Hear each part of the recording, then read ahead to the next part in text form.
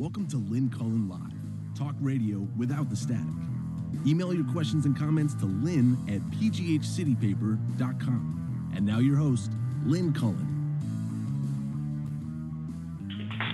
Hey, and welcome to another week, another Monday, another gray Monday, I might point out, and it happens to be March 30th, which is my brother's birthday. A lot of people have remarked about time in this time and how we lose track of the days. We think a day seems equivalent to a week.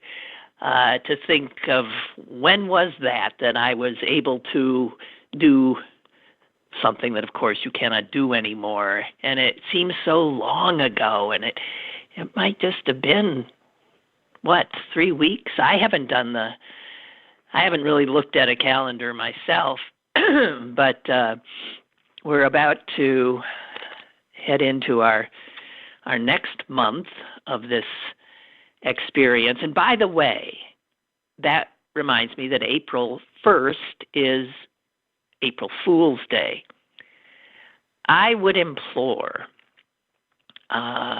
not being a fan in general of pranks or scaring people or misleading people or anything, I don't think that some of what people would normally do for April Fool's Day should maybe be shelved this year. I mean, think them through if you've got anything planned, because it could be more cruel than usual. I tend to find pranks cruel, but that's just me. I'm a wet blanket. So we haven't spoken for, oh God, did you hear that? That whistle? That was a wheeze. And I don't know if it was the wind yesterday that kicked things up for me, but I really struggled through yesterday. And I'm almost embarrassed to tell this story, but I will. I was out walking the dog, and it was sunny and warm, and there are trees that are bursting into bloom and flowers unfolding. And, normally on a day like that in March, I mean, your heart would just be singing. I was trying really hard to be in the moment, as they say, and to appreciate all the beauty and the new life that was in front of me. But it seemed like everybody was out doing the same thing. And so if I looked even, 40 feet down the sidewalk I was on, there came another person, maybe with a dog or maybe with another person, and I would think, danger. I mean, can you imagine? You see another person and you think, like your fight or flight response goes into gear. And I would sigh and maybe cross to the other sidewalk, where I would look up and see another person walking toward me, where I would sigh, and at one point actually just walked in the street because there was very little traffic there, but that's no fun for the dog because there's nothing much to smell. We continued on our way, and I did manage to relax a little bit and got on less traveled byways. And then maybe about 25 minutes into it, I realized that I had a headache.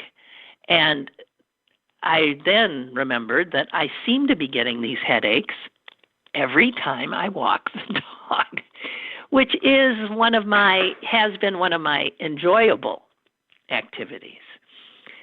And yet halfway through, generally, this just blinding headache comes on. And I thought, oh, God, I just can't. And I sort of turned us around and started heading back home. I increasingly didn't feel very well. And I took, Blue, take that bone on another surface. Thank you. And so the dog and I made for one of those very steep Pittsburgh steps. This one is especially strange. It's right where, God damn, it's right where the mayor lives. And I just passed his house and turned onto these steps. And as I walked up them, there was a little boy on a pogo stick, and he was bouncing up and down at the top. And I thought to myself, rather than it giving me pleasure, which it normally would have, I thought, oh, please get out of the way so I can get home. And as I walked more, I got more and more out of breath. Now, these steps I take quite a bit. They are daunting. One does breathe more heavily toward the end of them. But this didn't feel quite like that. And by the time I got to the steps, and the little boy sort of had given way, but so sweetly said, "Hi, puppy." And I said hi to him and told him that what he was doing was amazing. And he was very proud and said he'd done 30-some sets of 35 jumps. And I said, wow, that's fantastic. And I said, that's great exercise. And then he stopped responding. And I remember this thought passed my head. Why call play? He's playing. And you, the adult, say, that's good exercise, which it was. But it's not how a kid who's jumping up and down on a pogo stick thinks of it. It's fun. And God knows I don't think of exercise as fun. So I walked on. The steps dropped me sort of into somebody's driveway, this being Pittsburgh, a gravel driveway. And I began to walk, but by that time, my breathing was really labored, and I was feeling dizzy. And I really thought, oh my God,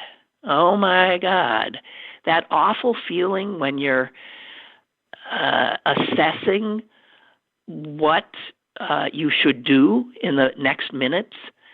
And I looked around for a place to sit, and other than the gravel driveway, there was just some grass, but I saw ahead a brick fence kind of thing that around a house that looked like you could sit on it. And I begged the dog I said, please hurry. And I sort of made my way and felt like I might throw up, felt like I might faint, and managed to get to the whatever it was. I guess you'd call that a brick fence. And I sat on it and put my head down. And that wasn't good enough. And I found myself lying down. I'm lying on somebody's front yard fence on a public street. And I've got my eyes closed because looking up at the sky where clouds were going by made me dizzier. And I was sweating profusely and trying to catch my breath. And I was very aware of the dog jumping up beside me. And I didn't look at him, but you could just sense, his, what's going on? Something's wrong. And he didn't move a muscle for, I don't know, maybe 10, 15 minutes that I was there trying to get my physical self under control. Eventually, my breathing got a little better, and I wasn't even feeling the headache, but the lightheadedness was still sort of there, the rubbery legs there. But I was only 2 blocks from home, and I thought, I gotta get home, I gotta get home. And somehow, I eased myself up, and as I did, I saw a woman crossing the street looking at me. And you could tell she'd been looking at me. And I wondered, was she thinking, is there something wrong with that woman? Or, oh my God, should I? And she really looked scared, frankly. And when she saw me slowly getting up, she sort of turned and took off down the street. I then made it home, begging my dog to keep going, although we were going very slowly. And he, unlike his usual self, was not pulling ahead or smelling anything. He was very much aware that I was in some distress. And we turned onto my street, and I got to the front door. I got it open, and I pulled off my clothes down to my underwear because I was thinking, you were lying on that thing that people touch and sit on. And in my underwear, I careened through my bedroom, into my bedroom, through the kitchen, into my bedroom, and face down. And again, sort of sweating, and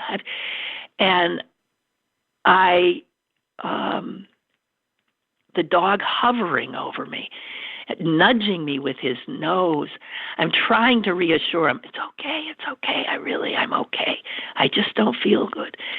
And, trying to keep my own head in. Anyway, I was awakened 3 hours later by the phone ringing. So somehow I eventually just passed out. And I still don't know what that was. Although I'm thinking it might have been a combination of headache, shortness of breath from walking the steps, and my asthma kicking up because of the wind and all the crap that it was carrying. And then maybe panic attack. I've never had a panic attack. And maybe that's what it was. I don't know. All I know is I survived. I'm here. I got it. I made it through. But I think it showed me how much more anxious I am than I acknowledge. I don't know. And it made me, even more, I'm unfortunately getting increasingly leery. Everything that comes to my home, the mail, a newspaper, somebody dropping something off, looks to me like death. I'm sorry, but that's what I'm going through right now. It's sort of, I don't know. And to think that we easily have, I think, 2 more months of this. Easy. Even Donald Trump agrees. Well, he agrees Easter ain't going to happen. What is the scariest thing? What is scarier than being in the middle of a pandemic, this viral, unseeable enemy circling the entire globe, ending life as we know it, not just us, but people all over the world, drawing economies to a screeching halt, separating families, separating people in need of help from their loved ones, the dying from their loved ones. What is scarier than being in a pandemic where all the smartest minds acknowledge they don't know how to fight this thing, although they're working and they're working and they're working so hard trying to? What's scarier than that? More anxiety producing than that? I'll tell you. It's having a leader, a so-called leader, during this time, like Donald Trump. That is terrifying. I cannot believe that they continue to carry his briefings. If anything, don't carry his part of them, which are filled with self-aggrandizement, misinformation, and his usual nastiness. Just wait until he decamps, and then let Dr. Fauci or the other experts speak. Speaking of the other experts, the well-dressed lady, Dr. Birx, is no longer, to me, a reliable source. I don't know what the hell happened to her. She seems to have drunk the Kool-Aid and has been there in the White House and with the task force long enough to see that in order to be taken seriously, she's got to do these, ass-kissing asides to the great leader. And she's doing that increasingly. And in so doing is losing her credibility, which simply astonishes me. For those of you who might have missed, and it just came to me through Twitter, the president's latest just unbelievable public issuance. Unbelievable. Again, as I said, what's scarier than being in the middle of a pandemic? Being in the middle of a pandemic with Donald Trump as your fucking president. And here is what that despicable, evil, sick man tweeted yesterday.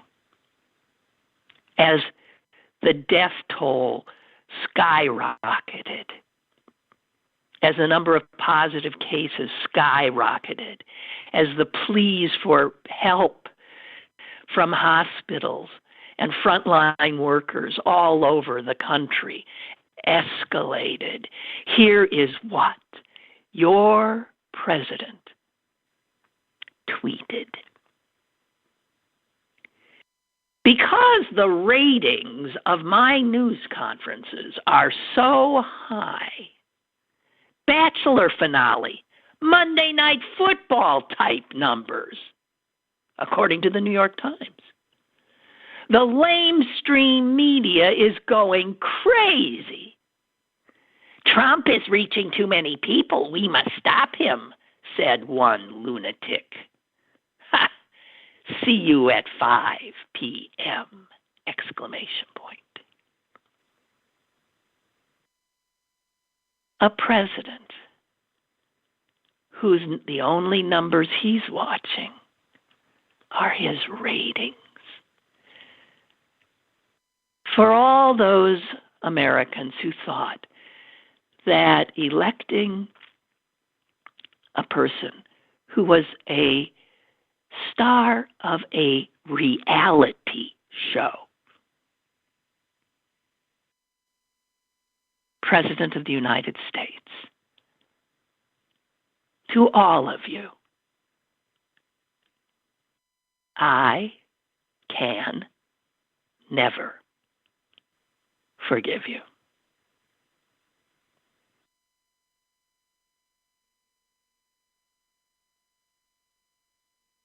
Here's another unsettling tweet from no one in particular, but this is a person living in Arizona, where the governor is a doofus named Ducey, and I would imagine a Republican.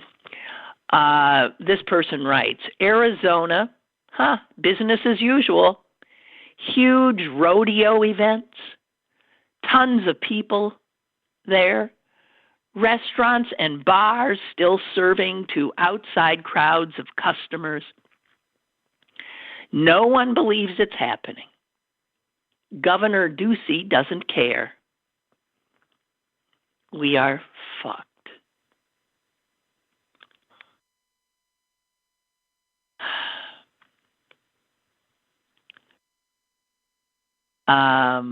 Another tweet that I saw today, Trump apparently started his morning on Fox and Friends, spreading more insanity and talking himself up. And apparently now he's talking to his puppet master, Vladimir Putin, who I'm sure is congratulating him on killing more Americans than he could ever hope to do.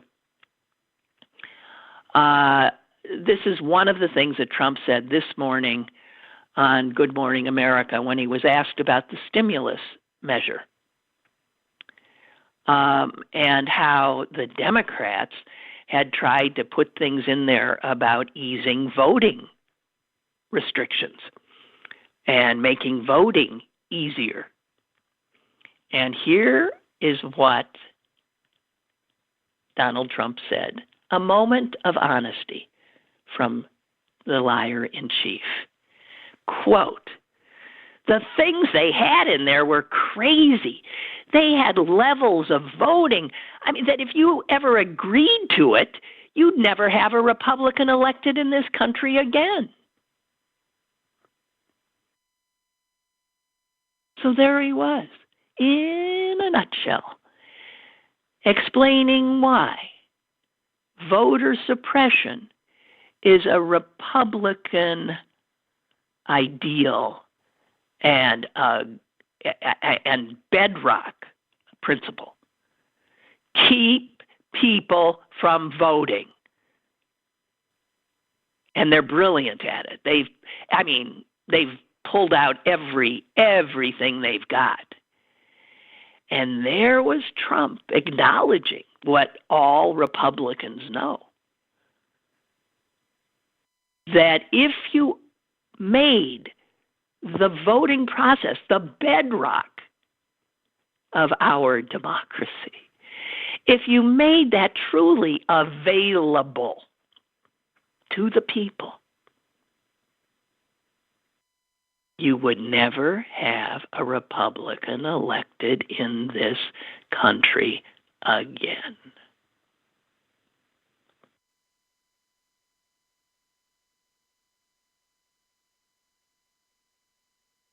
I don't quite understand how Trump can say things like, as he did this weekend, right?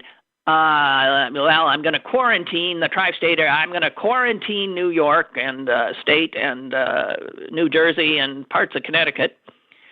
First of all, no one knows what that means. I mean, whether he had the right to do such a thing, but this is him seeing blue states and people from those blue states apparently heading to Florida, which many of them did because they have maybe second homes, whatever, in Florida. This is Trump protecting, I guess, his red Republican state from those hordes of Democrats. And then 2 days later, he said, never mind. Sort of like we're opening up Easter, churches will be full yesterday. Never mind. And you would think he would realize that makes him look stupid, indecisive, that uncredible. If he says something, no, don't believe it. Just wait for a few days for the backtrack. But I don't think that's the way he sees it. He lives in the moment. And those things he says are things that either he feels will make him look good in the moment or will make someone else look bad in the moment, or perhaps create chaos, which he can then blame on other people. Incredible.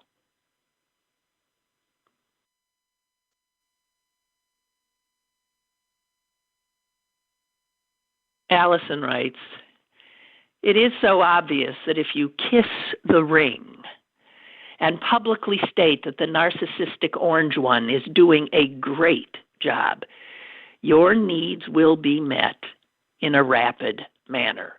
For example, Florida has gotten all the supplies it has requested. And, of course, the Democratic governors from Washington, Michigan, New York have been criticized and have to beg. He even went so far as to say Pence shouldn't return their calls, but has since denied that. Imagine this, a president doing this.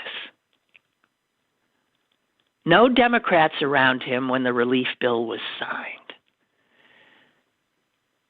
This businessman is finally doing to the country what he did to his businesses: bankruptcy. Excuse me. His comment, "I don't care, I'll be gone, someone else will have to take care of the debt." He said that? I mean, I didn't hear that one, but yeah. The same people who are willing to die so their kids will have an economic future don't give a damn about the climate. So their kids will die anyway. Oh, God.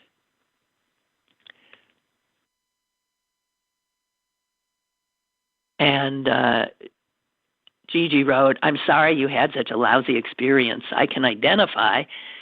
I also have asthma, so am at higher risk. I have been lucky enough to get out in remote woods for walks where I usually see no one. However, yesterday I walked in my neighborhood and panicked every time I saw someone, especially since it was windy." Yeah, me too. Today, one of my dogs had to have blood drawn because she's getting chemotherapy. Oh, gosh. And we need to find out if it's working. My husband took her, and the vet office is operating by taking the animals from their humans in the parking lot and then returning them. And we gave our pup a bath when she got home.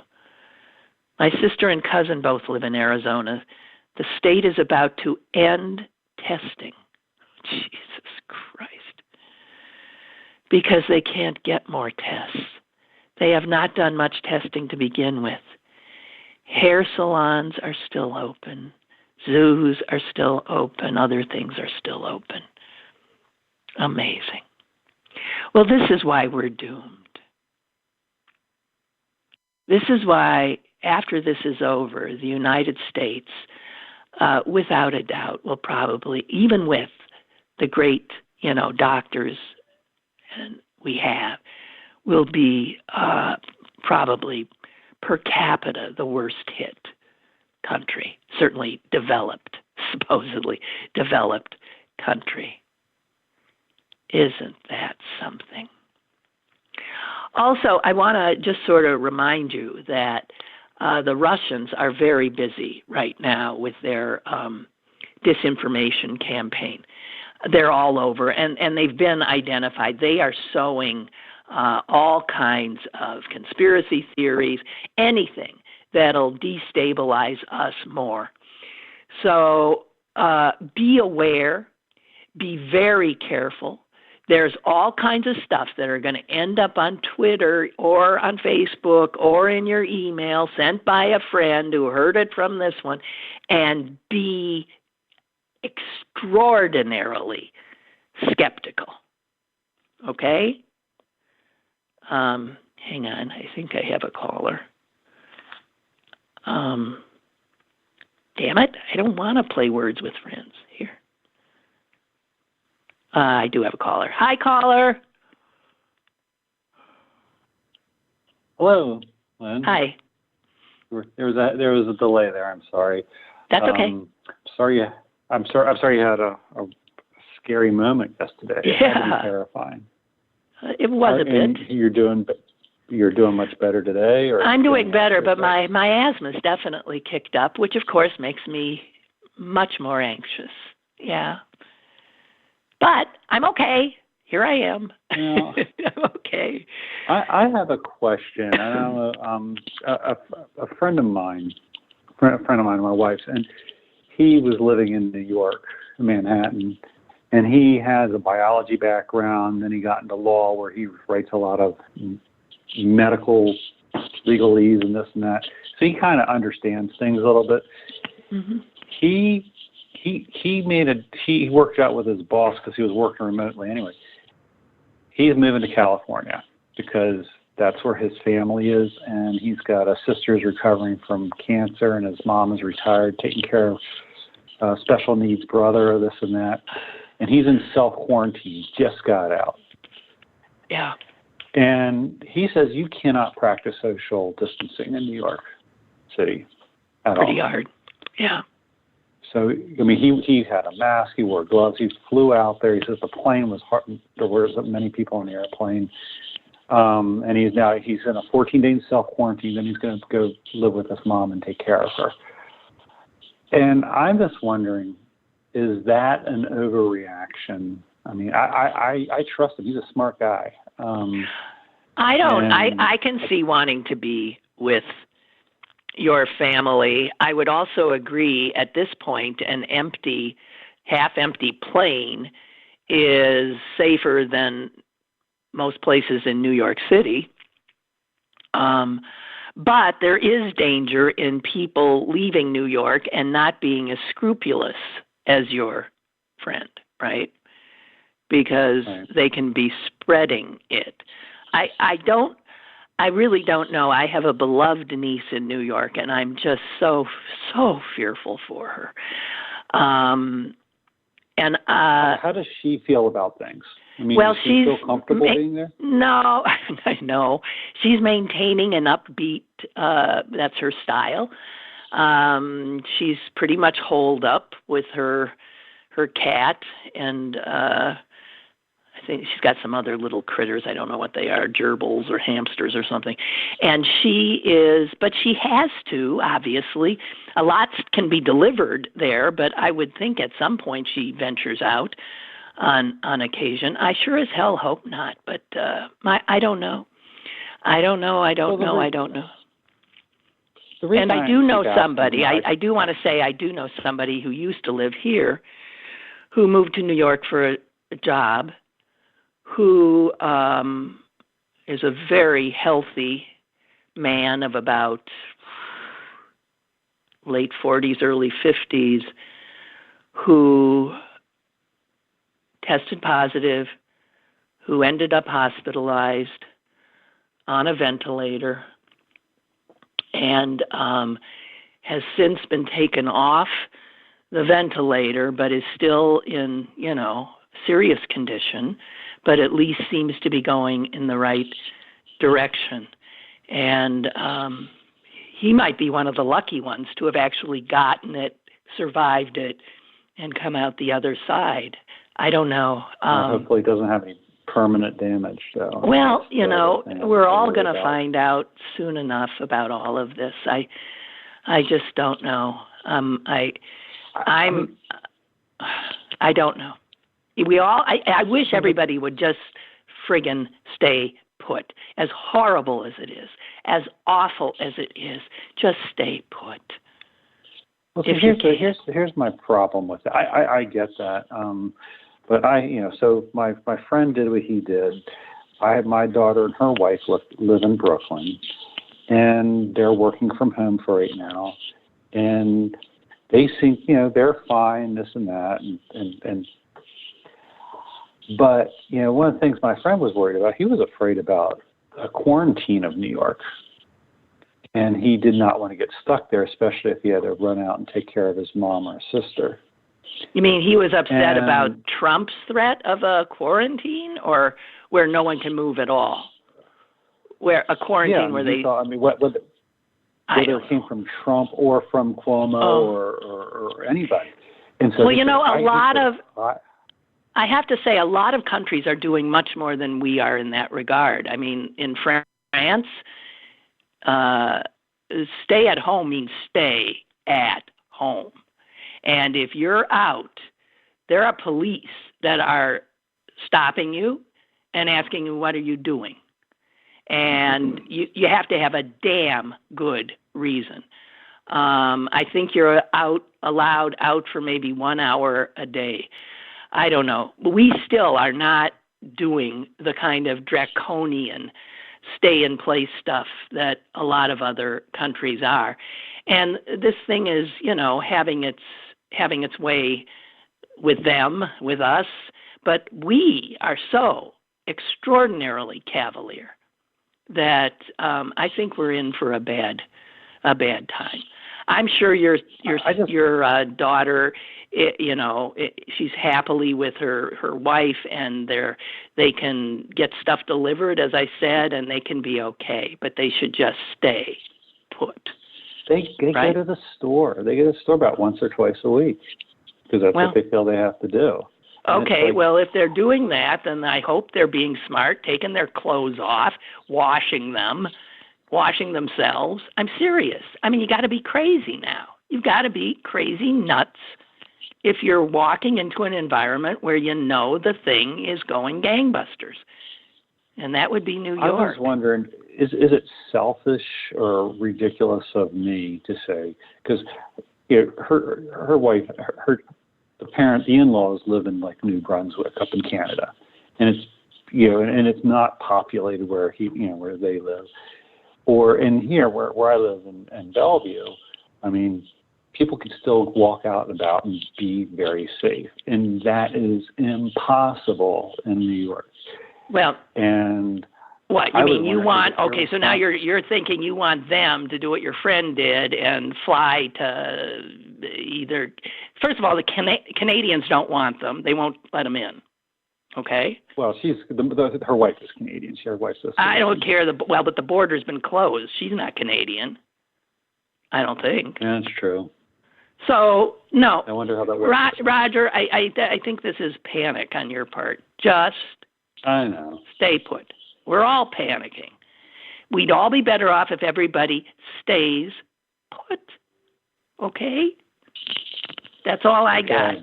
Okay. Hang in there. All right, well, I hope you don't have any more events like yesterday. Thank you. Well, I do too.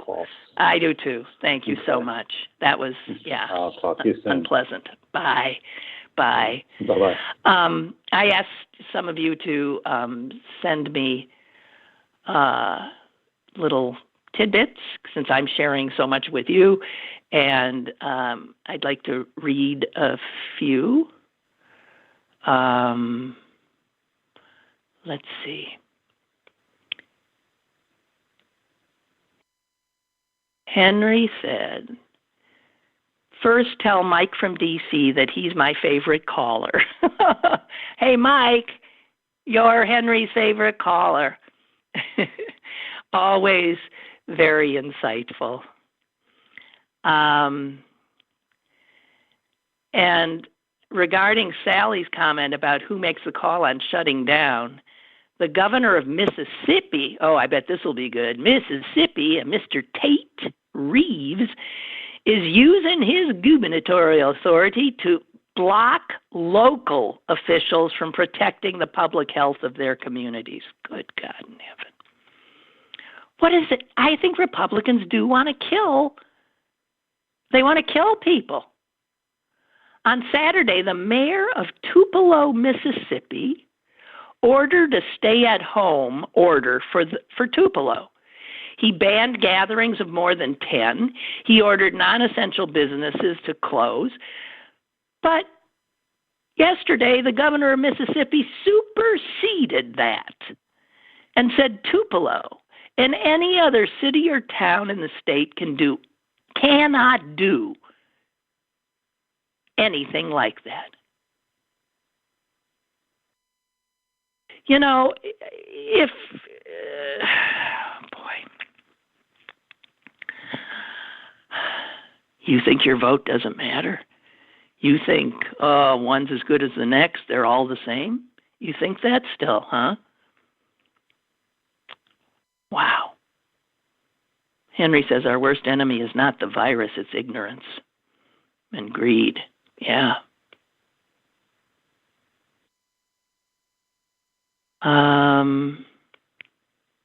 Chuck writes, just like you, I I have a raspy voice lately, and my mind goes directly to, ah! I am 60 years old, and when any symptom appears, I head straight for the thermometer to take my temperature. I can't help but think the worst, and honestly, this raspy voice is probably from spring allergies, but it's terrible to live in fear like this. As a reminder, your listeners can log into YouTube and set a reminder to be notified when your show goes live. In the past, time would get away from me and I would forget to tune in. This YouTube reminder helps. Oh, and lastly, when your dog barks, my dog barks back. You know what? A number of you have said that. My dog is very quietly sleeping right on the chair with me here as I sit halfway off the chair as a result. A lot of people have said their dog barks when he does. I also, I think that it would be very helpful if you subscribe to my show. I know Lisa Cunningham, the editor of City Paper, said that to me. If you subscribe, it makes then getting the show easy. I do not ask me. I'm just telling you what she said. There is a thing up there. Would it be on YouTube that says subscribe? You want to do that. Okay?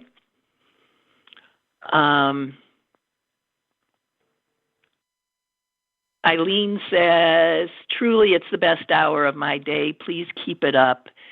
If you could expand to an hour and a half or add Friday back.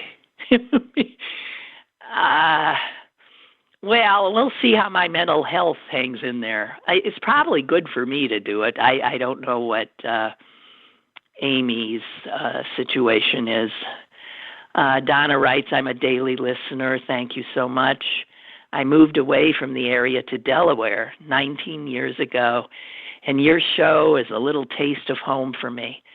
I listened to you when you were on the radio with Ann Devlin and Doug Hirth, so that has been a while. Hang in there. I'd be lost without you.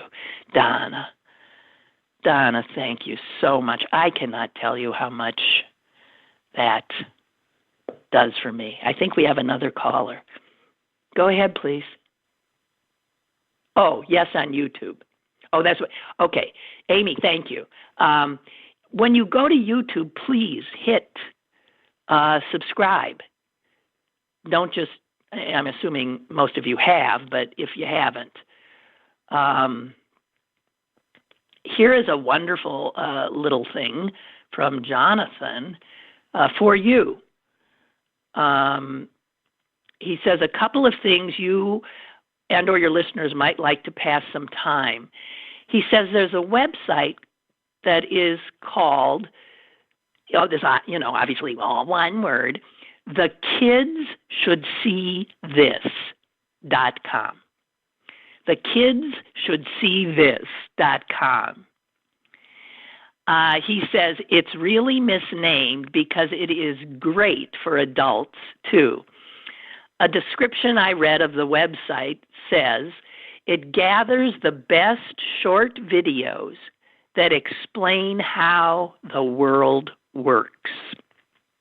Subjects include nature stuff, science stuff, technology, art, space, politics, and more.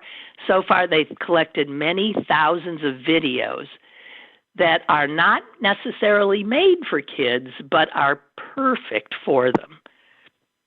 The videos are really great, says Jonathan, and fantastic for any lifelong learner.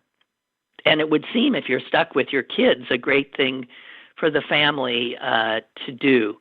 The kids should see this.com. He says they have different, tabs you can click, like collections and browse. So there's a ton of stuff there. Maybe Amy, we could put that up on Facebook too, so people could see it. The kids should see this.com.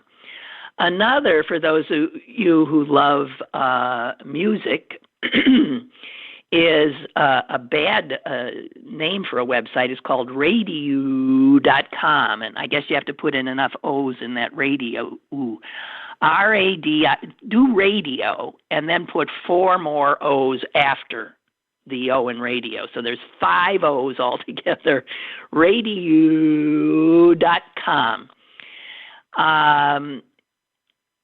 Jonathan says it calls itself a musical time machine.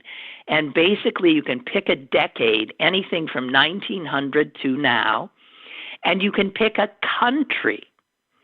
And it will play music from that time and that place. Jonathan says, I've listened to France in the 20s, Cuba in the 50s. You can even specify you want slow stuff, fast stuff, weird stuff.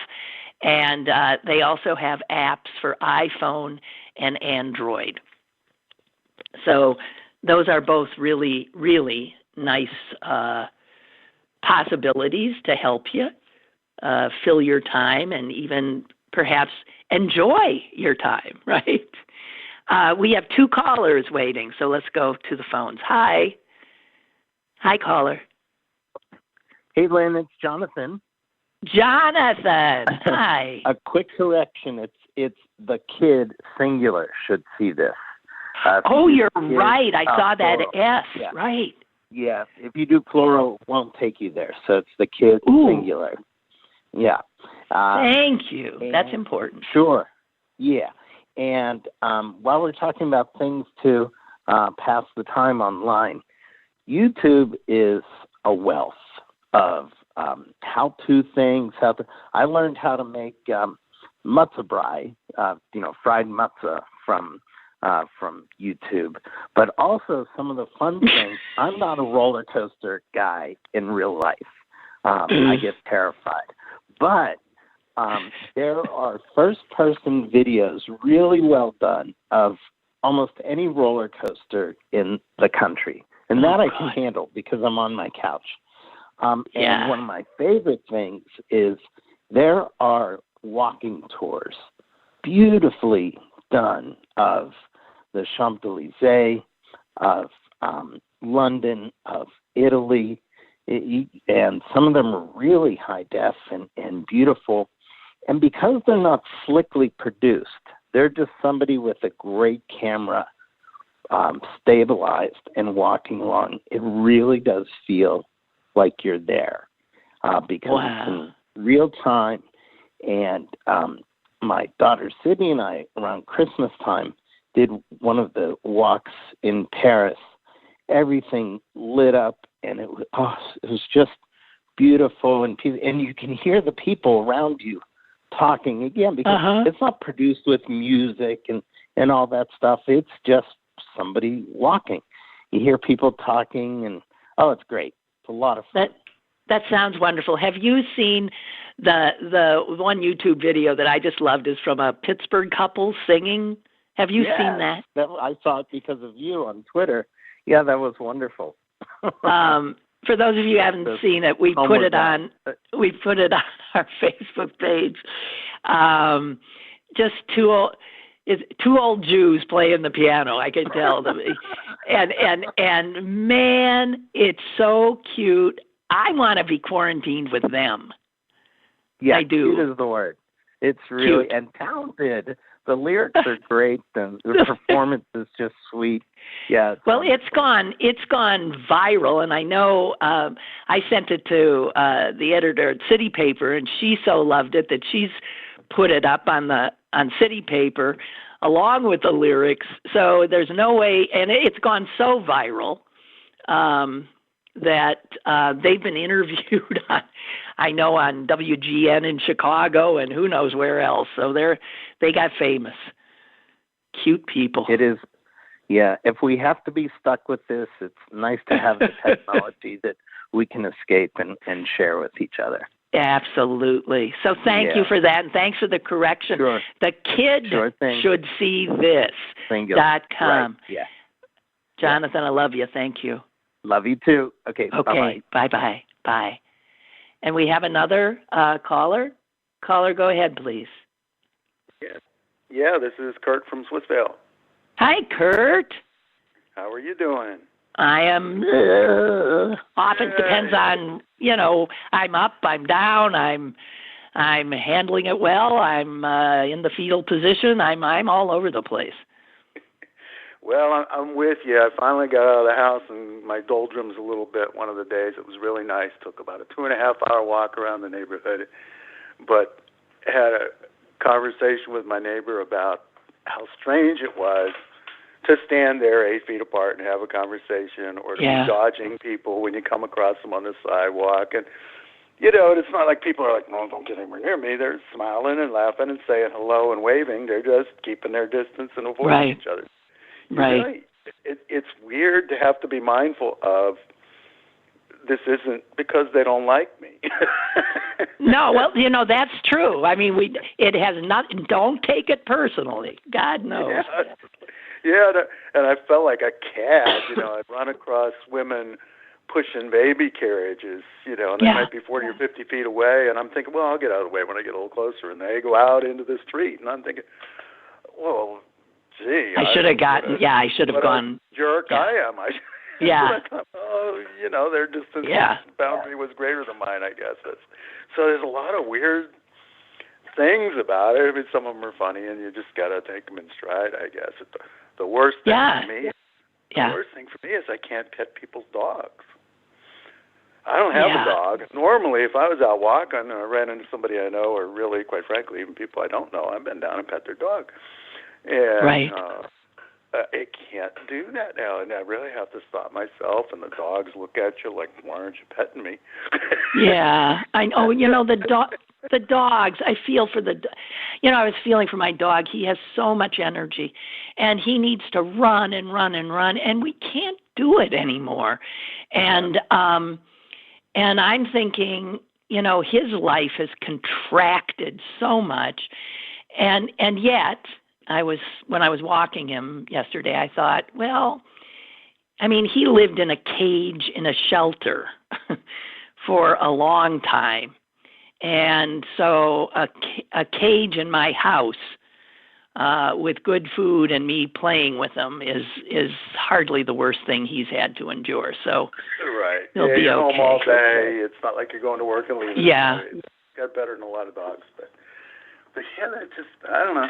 Just a comment on what it's like to adjust to this situation, I guess. It's so odd to see the world we knew, poof, gone. Yeah. It's something. And I finally have my first direct knowledge of somebody who's been affected. The neighbor lady across the street is in quarantine right now because she came into contact with somebody at work. She's fine, but because I really didn't know anybody yet that had been that close to it, other than. Well, give it another few days, and we'll all know, because this it's just gonna be exploding now. Yeah, it's blossoming like crazy. I mean, we crossed 80,000 infections in the United States a couple days ago, which put us at the leadership of the world, and we're going to be double that in tomorrow. Yeah, we're number one. Yay. We're always exceptional.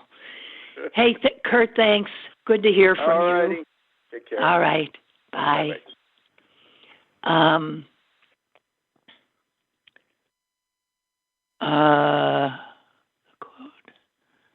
let's see. I was watching Bridesmaids the other day. It made me laugh. God, thank God. But there was a line in it that had so much meaning now. It's funny how, a line in a book or in a movie that would have just whizzed right by you, all of a sudden jumps out at you and, won't let you go. And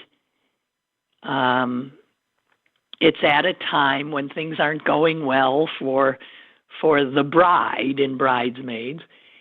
And she turns to her friend and says, I just want things to be like they used to be. I thought, oh yeah, baby. Give me a cross-stitched little thing of that and I'll hang it up above the fireplace. I just want things to be like they used to be.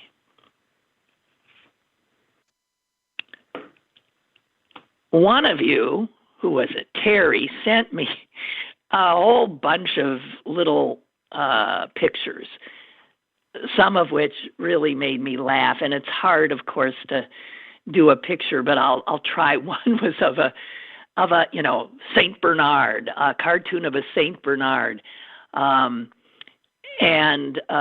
there was, you could see an outhouse behind him, and from the inside of the outhouse, someone was crying, "Help! Help!" And the Saint Bernard, looking noble, like Lassie, ready for the rescue, is alert, and you can tell is about to answer the call. And then you realize that on his collar, the Saint Bernard has not, whatever it is they were carrying. What were they carrying? Whiskey? What were they carrying? A flask of something? He had a roll of toilet paper on his collar. Anyway, it made me laugh. Another guy, there was a picture of his hands and this sort of vague writing you could see on his palms. And it said, I wash my hands so much due to COVID-19 that my exam notes from 1995 have reappeared.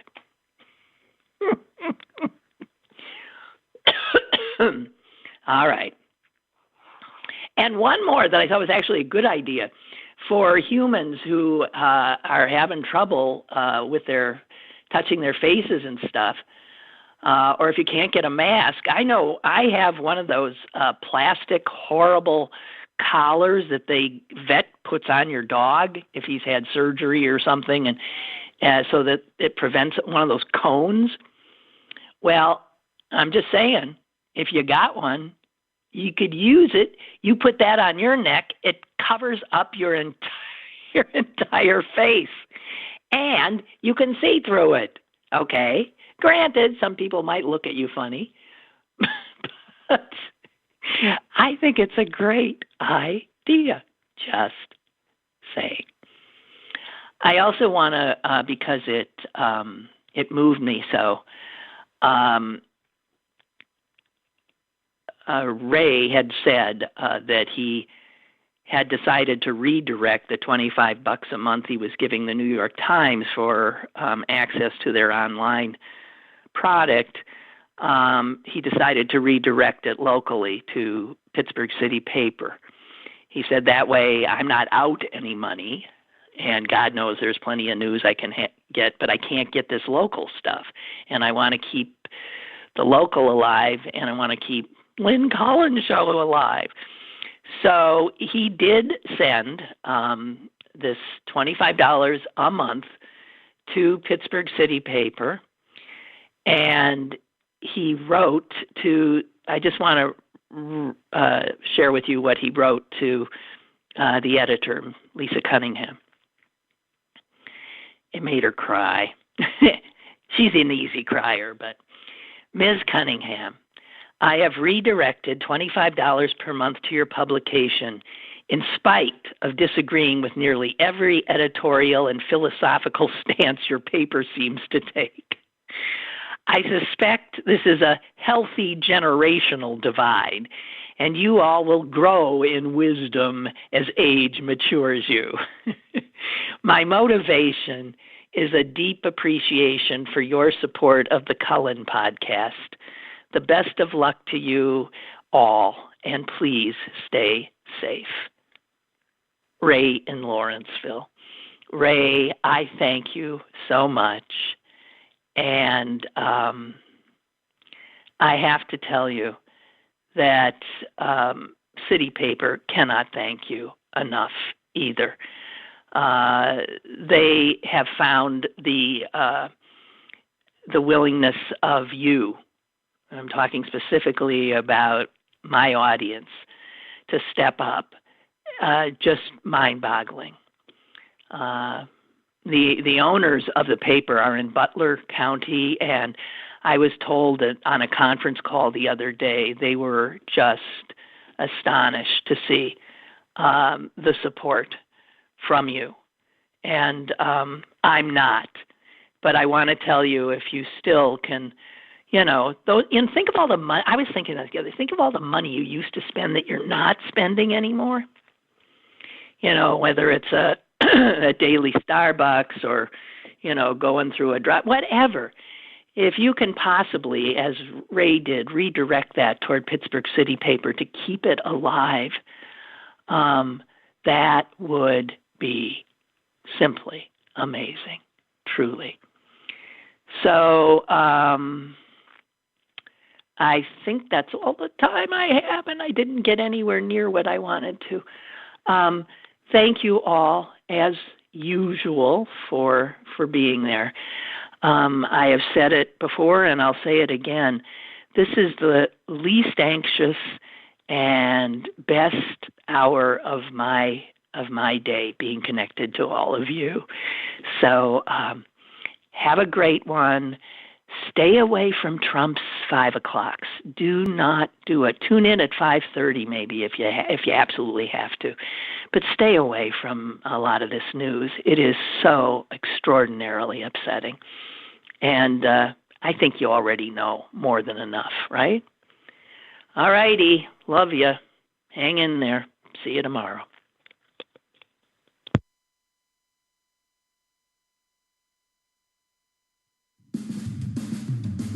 Lynn Cullen Live, Monday through Friday from 10 a.m. to 11 a.m. and archived at pghcitypaper.com. The opinions expressed on Lynn Cullen Live are those of the host and do not necessarily reflect the viewpoints of Pittsburgh City Paper or its advertisers.